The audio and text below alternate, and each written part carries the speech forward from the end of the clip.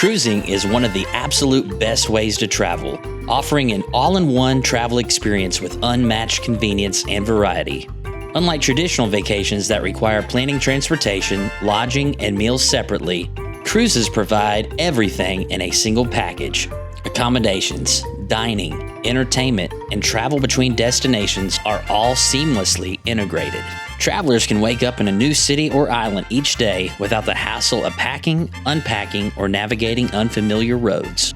With activities ranging from Broadway-style shows to water parks and spas, there's something for every age and interest, making cruises ideal for families, couples, and solo travelers alike. This variety, combined with the comfort and luxury of the ship, creates a unique blend of adventure and relaxation. With exceptional service, shore excursions, and stunning ocean views, cruising transforms travel into a worry-free and unforgettable journey. We have cruised a total of 10 times with multiple cruise lines and currently have our 11th cruise booked for the brand new Star of the Seas, which will make its inaugural sailing in just a couple of months. And while we may not be expert cruisers, we have sailed enough times to compile a list of tips which we believe will be helpful to those who may be considering going on a cruise. Our first tip that we suggest for new cruisers is to join roll call groups. On sites such as Facebook or Cruise Critic, you can join forums for the specific cruise that you're considering sailing on. As an example, if you're sailing on Royal Caribbean's Star of the Seas on August 31st, you can simply search for Star of the Seas August 31st on Facebook and join the group. By joining this group, it will allow you to converse with others who will be sailing on the same ship with you, and it will provide you as well as others the opportunity to share upcoming dates, such as reminders on the dates for when show reservations open up, ideas for shore excursions, and much more. It's a way to connect with your fellow sailors before you ever step foot on the cruise ship.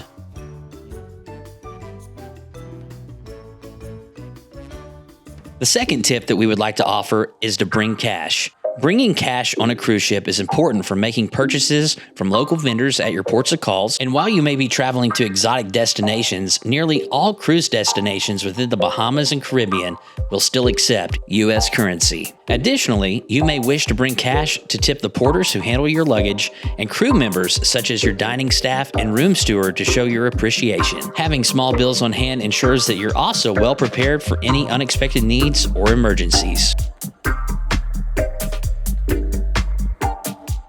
And speaking of emergencies, while we all hope that they never arise, it is strongly advised to purchase travel insurance. Most cruise lines will offer insurance, but we have personally always purchased our travel insurance independently through companies such as Allianz. Purchasing travel insurance for a cruise is important because it protects you against unexpected events that can disrupt or cancel your trip. Cruises often involve non-refundable costs, and travel insurance can cover trip cancellations, delays, or interruptions due to illness, weather, or emergencies. It also provides coverage for medical expenses, which can be extremely costly if you're in need of care at sea or abroad.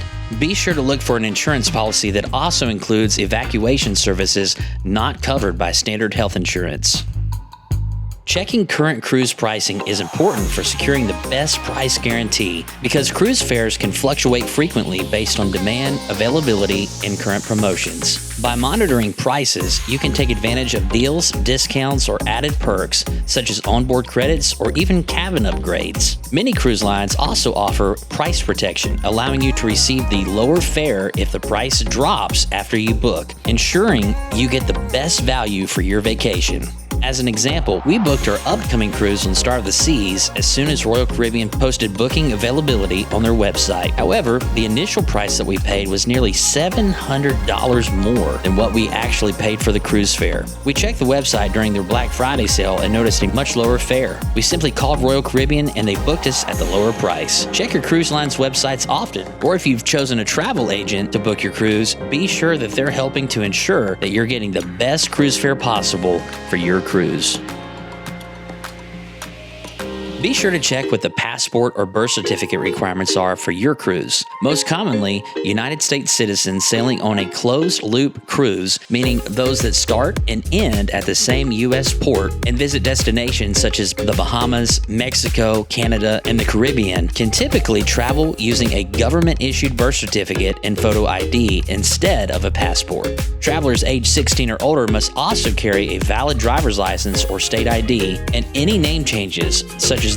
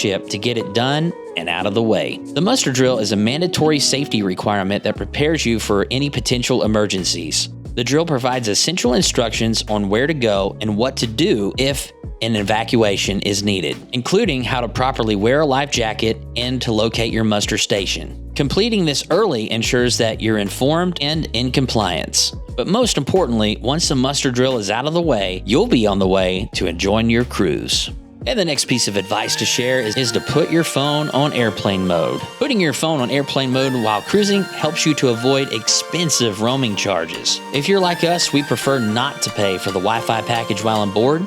We actually enjoy the aspect of being able to disconnect from our phones and to not have the ability to check our emails during our vacation.